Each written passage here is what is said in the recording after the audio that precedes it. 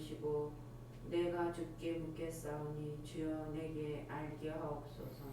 내가 주께 대하여 귀로 듣기만 하였사오나 이제는 눈으로 주를 배옵나이다. 그러므로 내가 스스로 거두어드리고 티끌과 제 가운데에서 회개하나이다. 아멘. 오늘 우리가 읽은 성경 말씀을 한마디로 조리면 이렇게 말할 수 있습니다. 성도는 하나님을 바로 알고 경험함으로 하나님께 돌이키는 자이다. 성도는 하나님을 바로 알고 경험함으로 하나님께 돌이키는 자이다. 말해주고 있습니다. 우리가 읽은 성경 말씀의 욥기 42장 말씀은 욥기의 맨 마지막 장입니다. 하나님께서 욥과 욥의 친구들이 변론하고 난 다음 서로 언쟁을 하고 난 다음 욥기 38장에서 나타나십니다. 그리고 잠깐 욥이 말을 하지만 하나님께서 42장 직전까지 41장 마지막까지 하나님께서 말씀하시고 난 다음 이제 그 모든 이야기를 욥이 듣고 난 다음 욥이 고백하는 말인 것이죠. 여기서 우리는 욥이 하고 있는 이야기 이 6구절을 통해 욥의 이야기를 3가지 정도로 나눠볼 수 있습니다.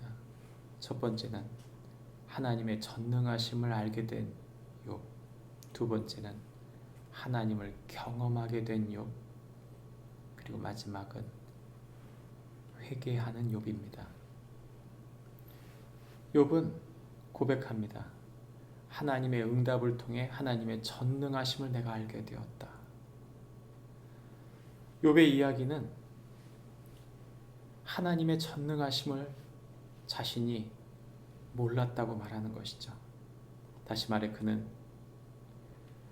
하나님의 말씀과 질문을 통해 이 모든 하나님의 말씀을 통해 듣고 난 다음 그가 하나님께 대답할 때 자신이 알지도 못하면서 하나님의 뜻을 가린 자였다고 고백하고 있습니다. 그는 또한 자기가 알지도 못하고 하나님의 놀라움에 대해 함부로 말하였다고 자백하고 있습니다. 얼마나 많은 경우에 우리가 하나님을 알지 못하면서 하나님을 안다고 착각하는지요. 어찌 이 짧은 지혜와 지식으로 하나님을 다 이해한다고 인간이 말할 수 있겠습니까? 우리는 하나님을 다 이해할 수 없습니다. 신학자 중 한 사람이 그런 말을 했습니다. 만일 우리가 하나님을 다 이해했다면 그분은 하나님이 아니다. 어린아이가 그 부모의 마음을 다 이해할 수 없는 것처럼 우리는 하나님을 다 이해할 수 없습니다. 하나님께서 자신을 알리시고 분명히 보이셨을 때 욥은 하나님을 알게 되었을 때 모두는 아니지만 그러나 하나님께서 보여준 그 말씀을 듣고 알게 되었을 때 욥은 자백하고 있습니다. 하나님을 다 알 수 없으니 아는 것은 그만두는 것이 좋다. 무지한 말입니다. 더 하나님을 알아야 하고 더 하나님을 알수록 우리는 우리 자신을 보게 되는 것이죠. 또한 욥은 하나님이 어떤 분이신지를 이야기하는 동안 4절에 보면 공동번역 성경은 이렇게 말합니다. 당신께서 말씀하셨습니다. 이제 들으라. 내가 말하겠다. 내가 물을 테니 알거든 대답하여라. 다시 말하면 하나님은 욥과 소통했다는 뜻입니다. 하나님은 소통하시는 분이십니다. 들으시고 말하시고 우리에게 물으시고 우리의 대답을 들으시는 것이죠. 그래서 욥은 이렇게 말합니다. 5절에 내가 주께 대하여 귀로 듣기만 하였사오나 이제는 눈으로 주를 배웠나이다. 하나님이 전인격적인 분이시라는 것을 고백하고 있는 것입니다. 그저 하나님을 아는 것, 그것이 아니고 하나님을 경험한 것이죠. 그리스도인들의 신앙은 무엇입니까? 저는 그것이 단순히 하나님을 아는 것이라고 생각하지 않습니다. 그저 머리로만 아는 신앙은 결코 경험한 신앙을 따라올 수 없습니다. 만약 아는 것이 전부라면 신학교에서 성경을 가르치거나 성경에 관한, 하나님에 관한 지식을 가르치는 이들이 세상을 다스려야 되겠죠. 그렇지 않습니다. 그들이 아는 하나님이 전부가 아니라는 뜻일 뿐만 아니라 하나님을 아는 것과 경험하는 것은 전혀 다르다는 이야기를 하는 것입니다. 욥은 이전에는 귀로 들었지만 이제는 눈으로 주를 봅니다 라고 말할 때 자신이 하나님을 경험하였다고 고백하고 있는 것입니다. 하나님을 아는 것에서 그치면 안 됩니다. 우리의 인생은 하나님을 경험하기 위해 있는 인생입니다. 그러므로 겸허히 주님 앞에 나아가는 동안 주님을 경험하고 그분의 전인격적인 분이심을 고백하는 축복이 있기를 바랍니다. 마지막 성경은 우리에게 회개하는 욥을 보여줍니다. 욥이 말합니다. 내가 스스로 거두어들이고 티끌과 재 가운데서 회개하나이다.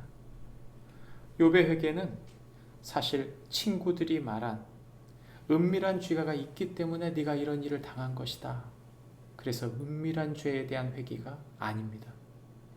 욥의 회개는 하나님의 주인 되심과 그분의 공의로우심을 의심한 것에 대한 회개입니다. 우리가 하나님 앞에 회개할 것이 무엇입니까? 우리의 회개는 하나님이 주인이시라는 사실을 우리가 너무 자주 잊는다는 것입니다.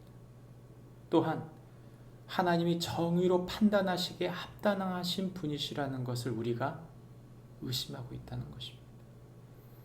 그분은 모든 것을 보시고 아실 뿐 아니라 이 세상 모든 것의 주인, 우리의 주인이십니다. 그러므로 그분의 말씀 앞에 또 그분을 경험한 사람이라면 더더욱 자신의 삶이 하나님 앞에 드려져야 된다는 사실을 아는 것이죠. 예수님은 진정한 알에 대하여 우리에게 말씀하실 때 요한복음 7장 1절부터 3절 말씀에 우리에게 말씀하셨습니다. 예수께서 이 말씀을 하시고 눈을 들어 하늘을 우러러 이르시되 아버지여 때가 이르렀사오니 아들을 영화롭게 하사 아들로 아버지를 영화롭게 하옵소서. 아버지께서 이들에게 주신 모든 사람에게 아들에게 주신 모든 사람에게 영생을 주게 하시려고 만민을 다스리는 권세를 아들에게 주셨음이로소이다. 영생은 곧 유일하신 참 하나님과 그가 보내신 자 예수 그리스도를 아는 것이니이다. 어떤 알미 진정한 생명은 영원한 생명입니까? 예수님은 하나님, 유일하신 하나님을 아는 것과 그 하나님 아버지께서 보내신 예수 그리스도를 아는 것이 영원한 생명이라고 말합니다. 우리의 돌이킴은 하나님을 향하여 영원하신 그 하나님을 향한 돌이킴입니다. 우리의 돌이킴은 우리를 살리시려 이 땅에 오셔서 우리를 구원하신 예수 그리스도, 그분을 인한 것입니다. 우리의 모든 알아감이 오늘 또 그분에게 초점이 맞춰지고 오직 주님을 더 깊이 알아 하늘의 계획을 이루어가는 축복이 그분 앞에 섰을 때 부끄러움 없이 서는 축복이 우리 모두에게 있기를 바랍니다. 기도하겠습니다. 하나님 아버지, 주님을 알게 해주십시오. 그러나 아는 것이 끝이 아니라 주님을 경험하게 해주십시오. 그 경험을 통해 주님을 더 사랑하고 주님께 우리의 모든 인생을 맡겨드리는 주님의 주인 되심과 다스리심을 고백하는 축복이 우리 삶에 있게 해주십시오. 예수님의 이름으로 기도합니다. 아멘.